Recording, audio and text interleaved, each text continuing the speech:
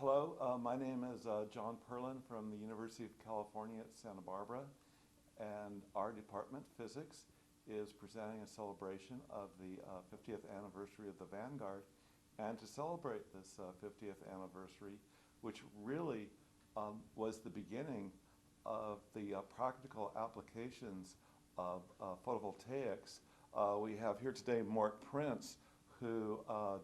Prince, who was one of the pioneers of photovoltaics, and it was Mort's work and his colleagues' work that made the solar cells on the Vanguard a viable technology.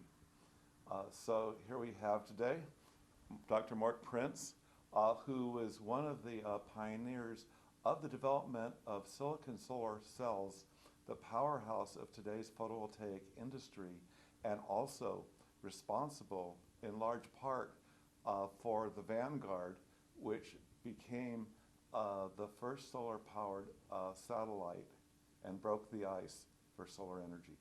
Okay, I'm Mort Prince.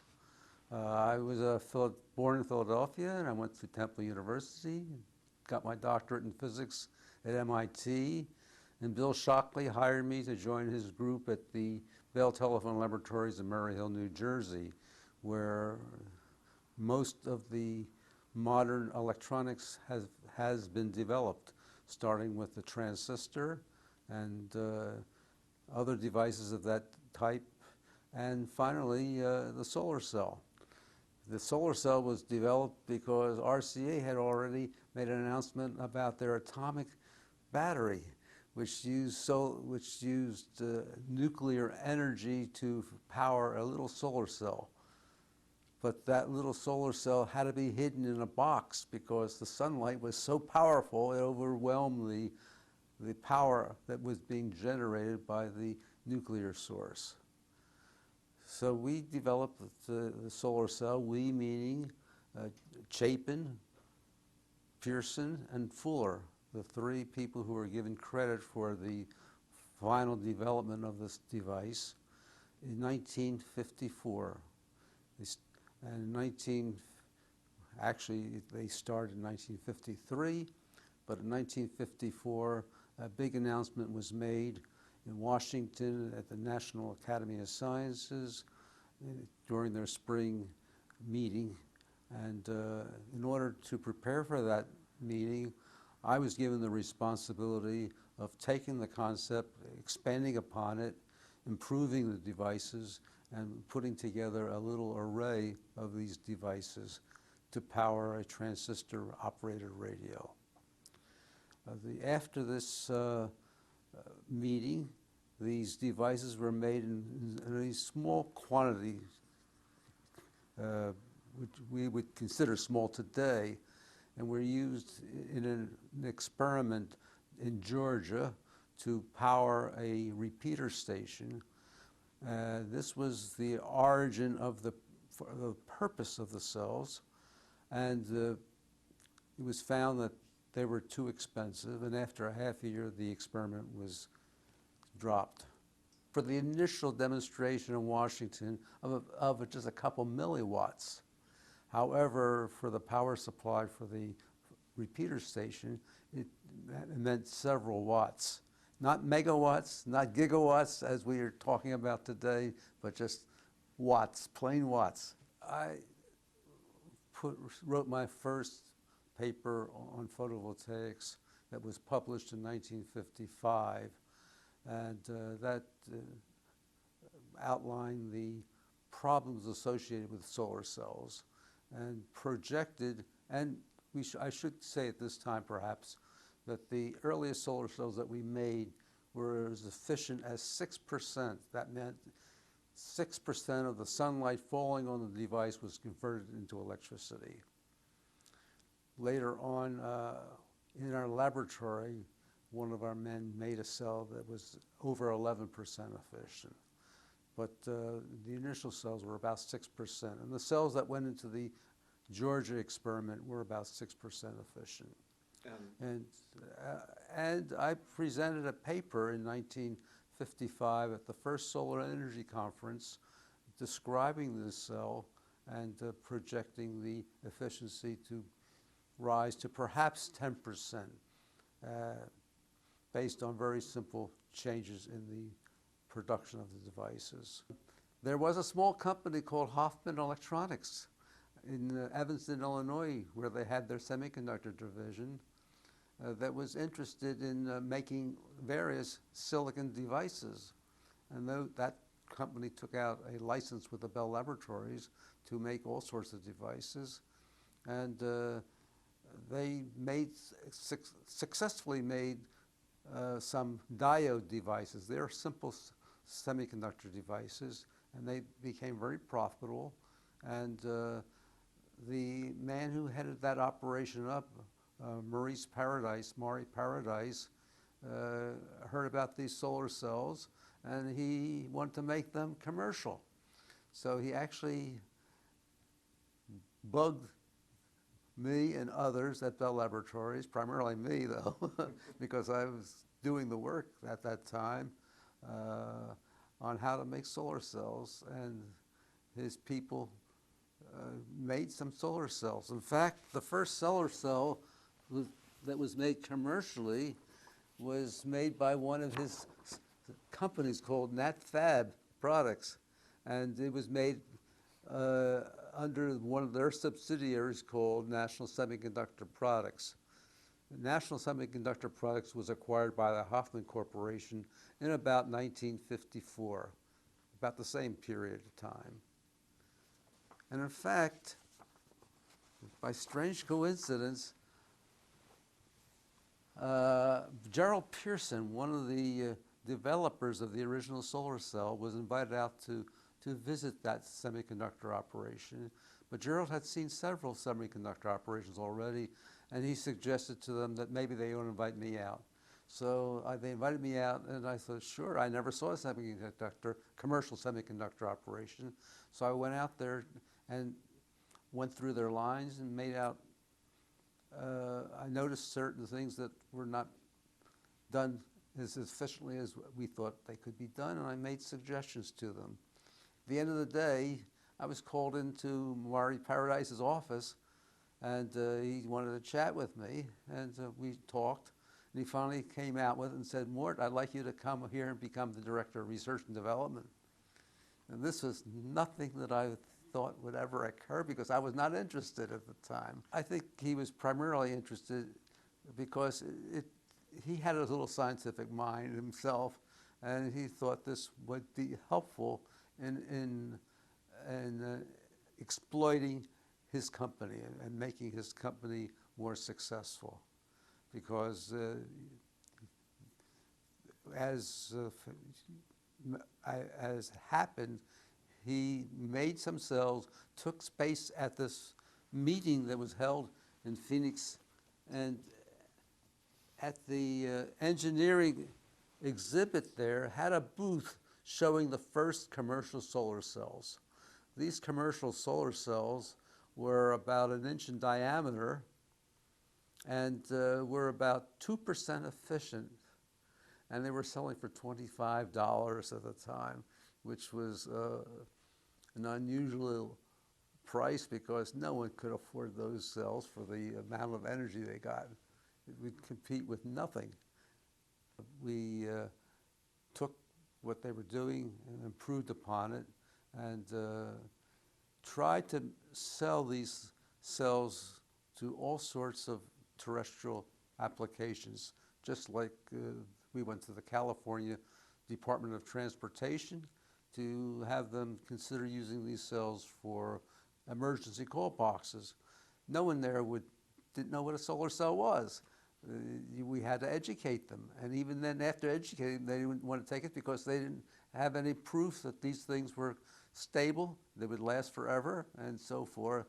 And so we had a difficult time. Also, in 1956 and 57, the United States was thinking about putting up satellites. And after the Russian Sputnik went up, they went full bore to try to catch up with the Russians. And they did get a couple satellites up in early 1958. The first one went up was the Explorer. It had no solar cells. But in 1957, the Vanguard satellite was under consideration and was being designed. And the responsibility was given to the Naval Research Laboratory outside of Washington, D.C. to develop this particular satellite. And they were also asked to consider various power supplies for the satellite, because the only thing available at that time were batteries, and batteries had a very short life. So I think several people at the Signal Corps in Fort Monmouth, New Jersey, encouraged them to look into photovoltaics as one of the possibilities. I know they looked at other possibilities too. And the only people making solar cells at that time was the Bell Laboratories, who stopped making solar cells, and Hoffman. So they came out to our facility to see what solar cells were all about, because they didn't know what they were either.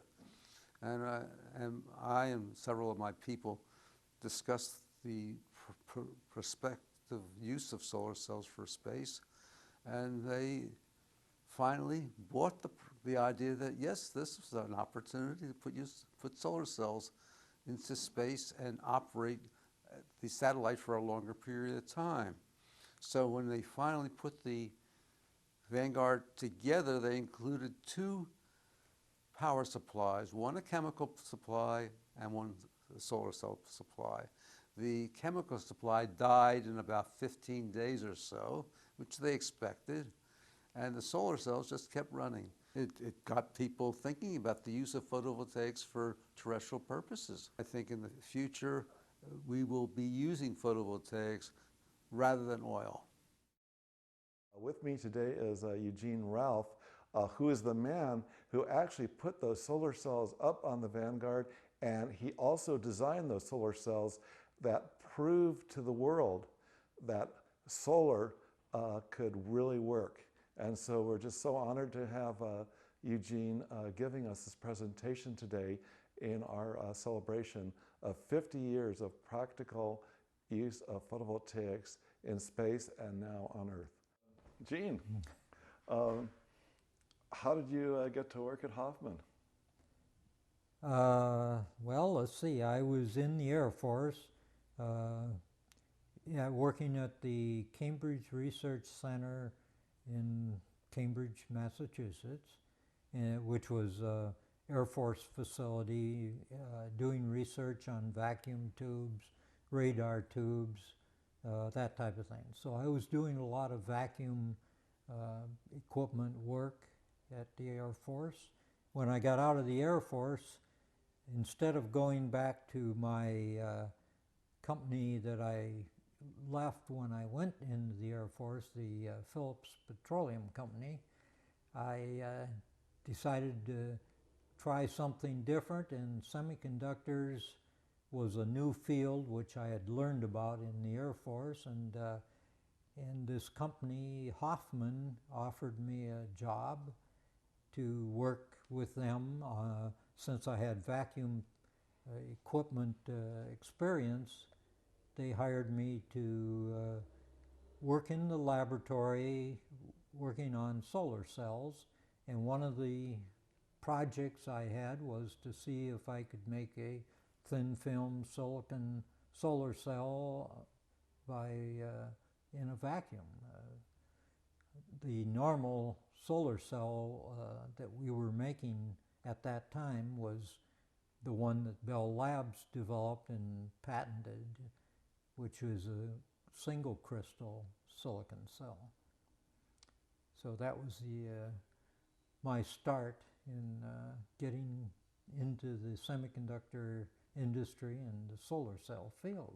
So you were working on a thin film silicon solar cell, and what happened with that? Well, that was strictly research. Strictly research, right. The product that we were trying to develop and sell was the single crystal silicon pion N junction cell. It was boron diffused into a N-type silicon wafer. So what were the problems of the solar cells at the time, and how did you solve those problems? What were the main problems? Well, if you know the history of the Bell Lab solar cell, it was a round cell which had both contacts on the back. It's called a wraparound.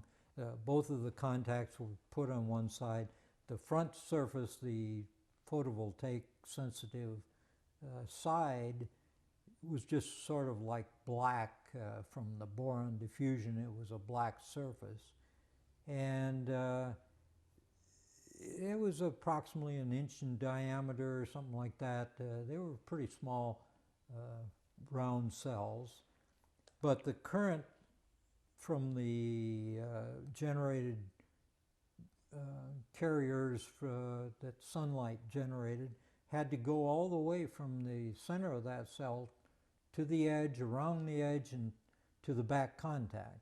And the back contact made contact at the center, so carriers on the back side had to go quite a ways to get there to the contacts. So you ended up with a very high series resistance.